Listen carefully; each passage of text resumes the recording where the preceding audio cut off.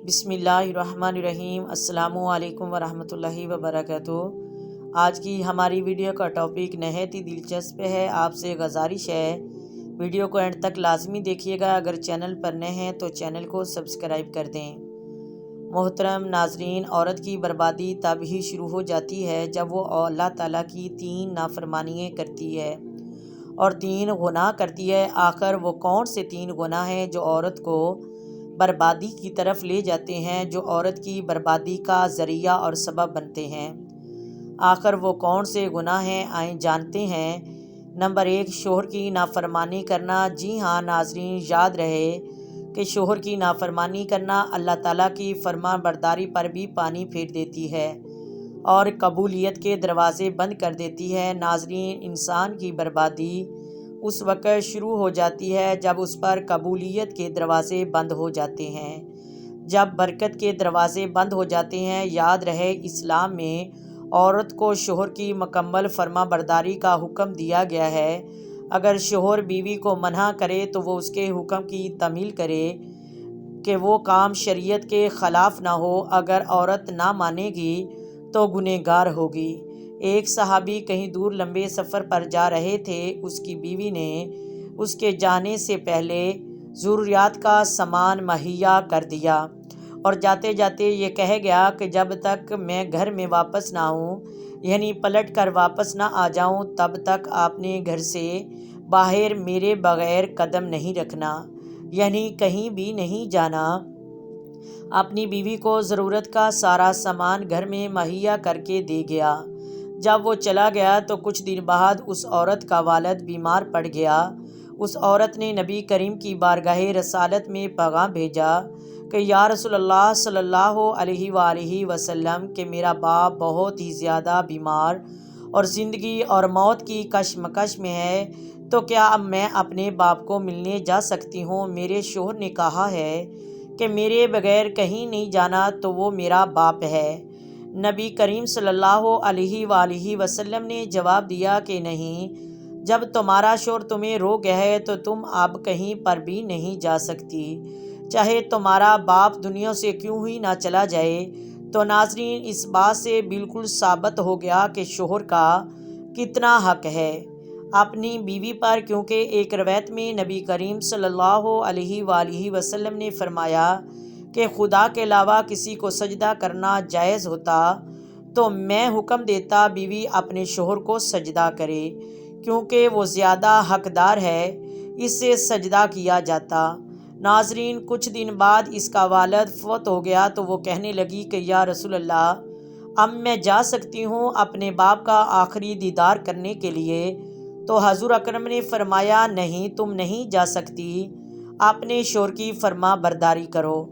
جب اس کا شوہر واپس آ گیا تو وہ دونوں میاں بیوی حضور کی بارگاہ میں اپنے والد کی بخشش کے لیے گئے تو حضور اکرم نے فرمایا، اے بیٹی، تمہیں مبارک ہو، جب تم نے اپنے شوہر کی فرما برداری کی ہے تو اللہ تعالیٰ نے تیری فرما برداری کی وجہ سے تیرے شوہر کو بخش دیا ہے اور تیرے باپ کو بھی بخش دیا ہے۔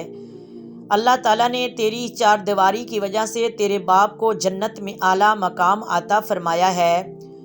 آج کل ہم عورتیں بغیر پوچھے بتائے اپنی مرضی پر آ جاتی ہیں، تو یہ اللہ تعالیٰ کا غضب کا نشانہ ہم بن رہے ہیں۔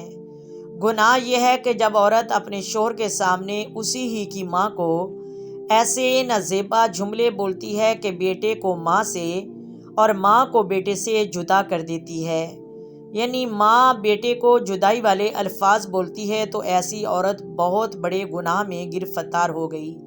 سیدنا عیسیٰ علیہ السلام کہیں سے گزر رہے تھے تو دیکھا ایک عورت قبر پر بیٹھے رو رہی ہے۔ آپ نے پوچھا کیوں رو رہی ہو؟ تو وہ کہنے لگی، میری ایک ہی بیٹی ہے، میرا کوئی عزیزوں کا رشتہ دار نہیں، نہ باپ نہ ماں نہ شوہر نہ بیٹا، تو یہی ایک بیٹی تھی جسے اللہ نے لے لیا، اس کی جدائی میں رو رہی ہوں۔ تو حضرت عیسیٰ علیہ السلام نے دعا کی، وہ عورت قبر سے باہر آئی تو حضرت عیسیٰ علیہ السلام نے کہا کہ میں نے تمہیں 3 آوازیں دی، تم نے اتنی دیر کیوں لگائی تھی؟ کہنے لگی، تب آپ نے پہلی آواز لگائی تو اللہ تعالیٰ نے ایک فرشتہ میری طرف بھیجا جس نے میری ہڈیوں کو دوبارہ جوڑ دیا۔ جب دوسری آواز لگائی اس نے میرے اندر روح پھونکی۔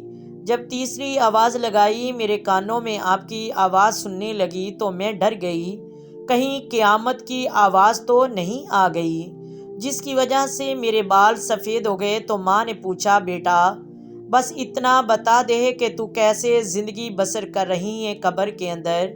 تو کہنے لگی، ماں تو نے مجھے دوبارہ موت کی سختی سہنے پر مجبور کر دیا۔ ایک ہی گناہ میں مبتلا ہوں کہ میں اپنے شوہر کو اس کی ماں کے خلاف بھڑکاتی تھی اور اس کو نازیبا الفاظ بولتی تھی، جس کی وجہ سے آج میں گناہ عذاب میں مبتلا ہوں، کیونکہ میں نے بھی تو چغلی ہی کی تھی، غیبت ہی کی تھی۔ تیسرا گناہ یہ ہے کہ ہم اپنے شوہر کو کہتے ہیں کہ آپ تو ہمیں اچھے ہی نہیں لگتے، تو ایسا کہنے سے اللہ تعالیٰ اس عورت پر لعنت فرماتا ہے۔ ایسی عورت کے لیے قبر میں، دنیا میں، زندگی میں اور آخرت میں سخت عذاب ہی عذاب ہے۔ اللہ تعالیٰ ہمیں ان عذابوں سے بچائے، اللہ تعالیٰ ہم پر رحم و کرم نازل فرمائے، آمین ثم آمین۔ ویڈیو اچھی لگے تو لائک کریں، شیئر کریں، سبسکرائب کریں۔ آئیں مل کر آقا دو عالم صلی اللہ علیہ وآلہ وسلم کی ذات پر درود و سلام کے نذرانے پیش کریں تاکہ کل قیامت کے دن اللہ تبارک و تعالیٰ درود و سلام کے صدقے ہماری مغفرت عطا فرمائے۔ الصلاۃ والسلام علیک یا سید یا رسول اللہ، الصلاۃ والسلام علیک یا سید یا نبی اللہ، الصلاۃ والسلام علیک یا سید یا حبیب اللہ وعلی آلک و صحابک یا سید یا محمد رسول اللہ۔ اللہ حافظ۔